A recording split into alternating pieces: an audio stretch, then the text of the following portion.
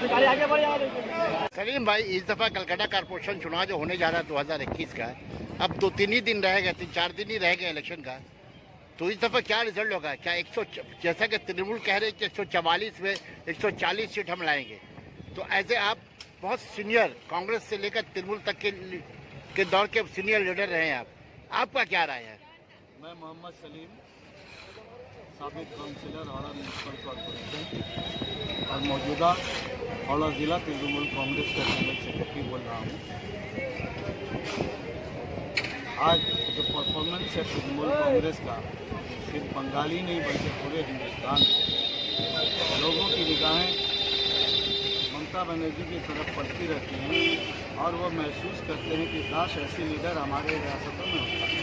तो अगर उनकी सरबराही में तृणमूल कांग्रेस इस बात का दावा कर रहा है कि 140 वार्ड पे तृणमूल कांग्रेस के उम्मीदवार अपनी जीत को दर्ज करेंगे, तो ये कोई नामुमकिन और देखिए, आप अभी यहाँ 44 वार्ड के तृणमूल उम्मीदवार रेहाना खातून के अजीमुशान रैली में शिरकत कर रहे हैं, जहाँ पे उम्मीद की जा रही है कि यहाँ पे नैना बंदोपाध्याय एमएलए और सुदीप बंदोपाध्याय भी रहेंगे। तो रेहाना खातून के वार्ड के मतलब क्या कहेंगे, क्या रिजल्ट होगा यहाँ? देखिए, रेहाना खातून की जीत तो बिल्कुल निशा है और इस वार्ड में उनका जो परफॉर्मेंस है, लोगों से हमदर्दी, लोगों से दोस्ती, वोटरों के काम काज सुबह शाम उनके काम से लगा रहना, उनका इखलाक, उनकी मेहनत, इन सारी चीज़ों को अगर इकट्ठा कर दिया जाए तो उसका नाम रेहाना खातून। देखिए, यहाँ पे कांग्रेस उम्मीदवार और सीपीएम उम्मीदवार, कांग्रेस के जायद अनवर है और सीपीएम का जो है सैयद कसीमुद्दीन है। इन लोगों का कहना है कि 44 वार्ड में बहुत ज़्यादा प्रमोटिंग का काम हुआ, गैर कानूनी बिल्डिंग बनी है ममता रेहाना के दौरे इक़्तिदार में।